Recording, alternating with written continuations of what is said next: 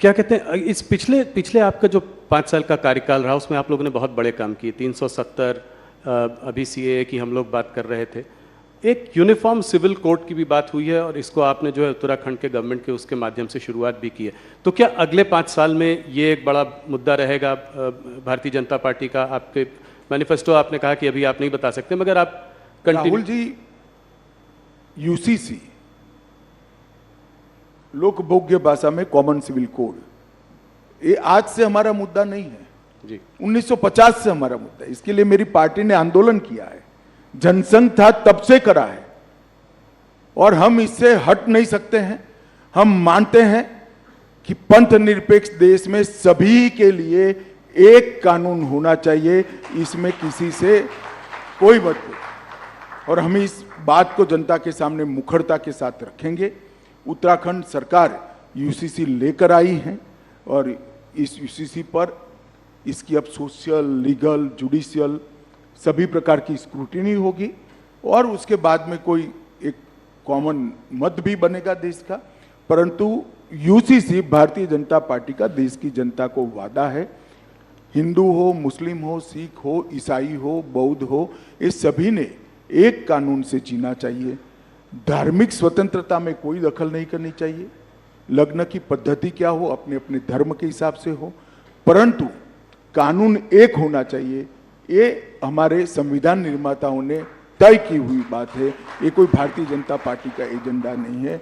हमने यूसीसी को हमारे गाइडिंग प्रिंसिपल्स में एक्सेप्ट किया था, जिसको अंबेडकर जी, सरदार पटेल, जवाहरलाल जी, राजेंद्र बाबू सब ने स्वीकारा था। ये सारे कांग्रेस के नेता थे जी, और सब ने स्वीकारा था कि उचित समय पर देश के विधानमंडल और देश की संसद इस देश के अंदर यूनिफॉर्म सिविल कोड लेकर आएगी।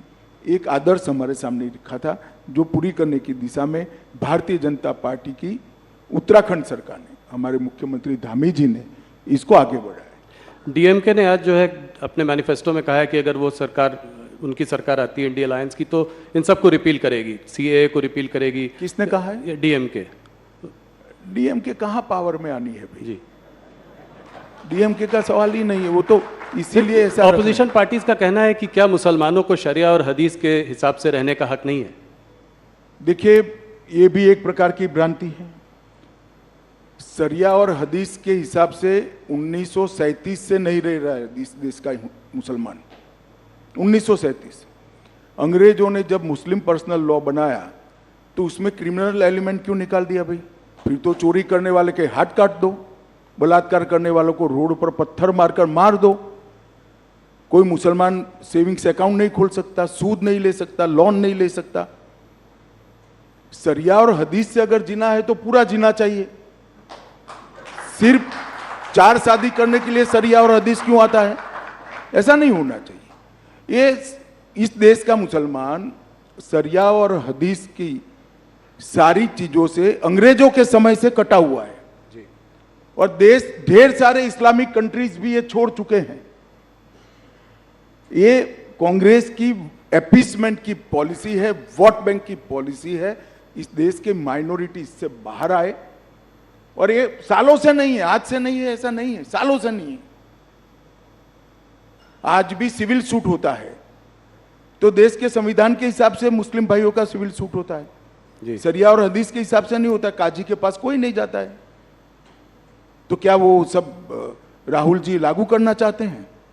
चोरी करने वाले के हाथ काट दो, बलात्कार करने वालों को पत्थर मारकर मार दो, देश का जो द्रोह करेगा उसको फांसी पर, चौराहे पर लटकाओ, ये सारा लाना है क्या?